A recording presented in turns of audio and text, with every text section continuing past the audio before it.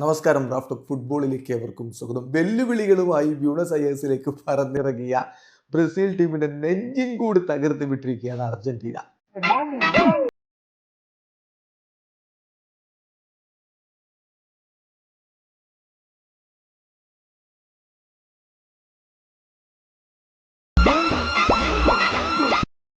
മൂന്നിനെതിരെ 4 ഗോളുകളുടെ വിജയം.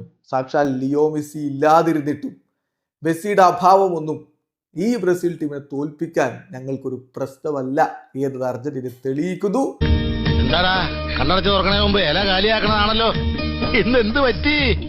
തിന്നാൻ പറ്റണില്ല, തപ്പ് ഓർഡർ പോലെ ചങ്ക് ഒരു കാര്യം വളരെ വ്യക്തമാണ്, ഈ അർജന്റീന ടീമിന്റെ 7 അയലത്ത് വരില്ല ഇപ്പോഴത്തെ ബ്രസീൽ ടീം. ഞാനിത് വിശ്വസിക്കണം.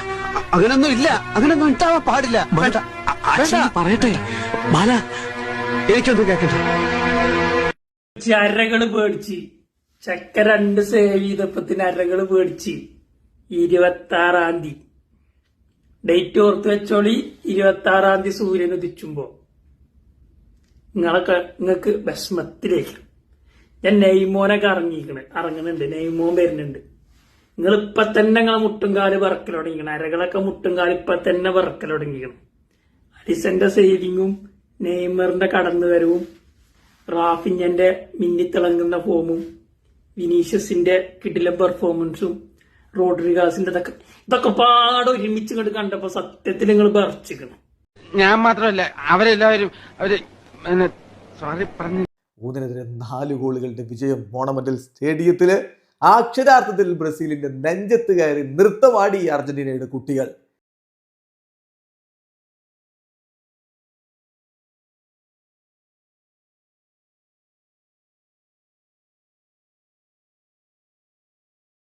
ആ രൂപത്തിലാണ് കളി പോയത്. വളരെ സ്പൈസിയായ ഒരു പോരാട്ടം, താരങ്ങൾ തമ്മിൽ വാക്ക് തർക്കങ്ങളും പ്രശ്നങ്ങളും ഒക്കെ ഉണ്ടായ ഒരു പോരാട്ടം, നിരവധി യെല്ലോ കാർഡുകൾ കണ്ട പോരാട്ടം.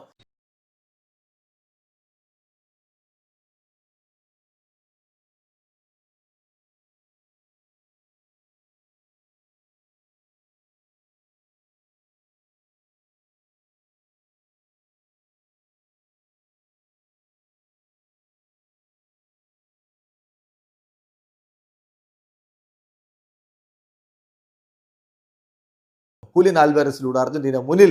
പിന്നെ എൻസോ ഫെർണാണ്ടസിന്റെ ഗോൾ, അലക്സിസ് മാക്കലിസ്റ്ററുടെ ഗോൾ, ഒടുവിൽ 2ാം പകുതിയിൽ ഹുലിയാനോ സിമിയോണിയുടെ ഗോൾ. ബ്രസീലിന് വേണ്ടി മാത്യസ് കുഞ്ഞ ക്യൂട്ടി റൊമേറോയെ പ്രഷറൈസ് ചെയ്തെടുത്ത ഒരു ഗോളിൽ നിന്ന് നേടിയ ഗോൾ മാത്രമാണ് ഒരു ആശ്വാസ ഗോൾ ഉള്ളത്. 4-1 വമ്പൻ വിജയം ഇതാ അർജന്റീന സ്വന്തമാക്കിയിരിക്കുകയാണ്. നടക്കില്ല, അതിന്റെ പേരിൽ ചത്തൊടുങ്ങേണ്ടി വന്നാലും നടത്തിക്കില്ല സെൽവം. നശിച്ചവനാ ഞാൻ, നശിപ്പിക്കും ഞാൻ.